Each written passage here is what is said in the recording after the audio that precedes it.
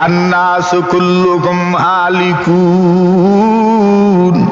إلا العالمون والعالمون كلهم هالكون إلا العاملون والعاملون كلهم هالكون إلا المخلصون والمخلصون على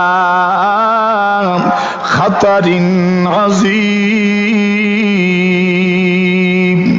আল্লাহ নবী সাল্লাল্লাহু আলাইহি ওয়াসাল্লাম বলেন, একদিকে মানুষ সম্মানী, আবার আল্লাহ ঘোষণা দিয়েছেন ওয়ালাকাদ দারানা লি জাহান্নামা কাসীরাম মিনাল জিন্নি ওয়াল ইনস, আমি আল্লাহ মানব দানবের মধ্য থেকে অনেকই সৃষ্টি করেছি জাহান্নামের জন্য।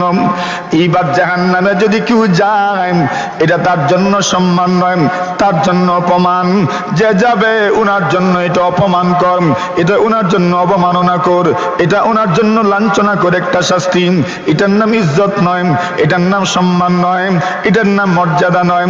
এই জন্য আল্লাহ বলেন সম্মান দিলাম একদিকে, মানব জাতি সম্মানী, কিন্তু এরা জাহান্নামেও যাবে। জাহান্নামে গেলে তো ইজ্জত থাকবে না।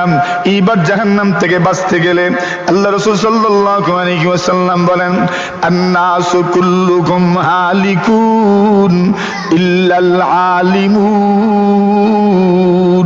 দুনিয়ার সমস্ত মানুষ ধ্বংসের মধ্যে পতিত, একমাত্র যারা আলেম তারা ধ্বংসের হাত থেকে রক্ষা পাবে। সুবহানাল্লাহ। কিসের হাত থেকে রক্ষা পাবে? ধ্বংস হওয়ার হাত থেকে রক্ষা পাবে, বেইজ্জতি থেকে রক্ষা পাবে, লাঞ্ছনার থেকে রক্ষা পাবে, অপমান হওয়ার থেকে রক্ষা পাবে যাদের ইলম আছে। কি আছে? আপনারা কেতে আছে? ইলিম আছে। এবার আল্লাহ রসুল বলছেন শুধু ইলিম থাকলেই রক্ষা পাবেন না, ইলিম থাকলেই রক্ষা পাবেন না। এই দুনিয়াতে অনেক মানুষেরই তো ইলিম আছে, কিন্তু তার ইলিম থেকে জাহান্নামের দিকে নিয়ে যাচ্ছে।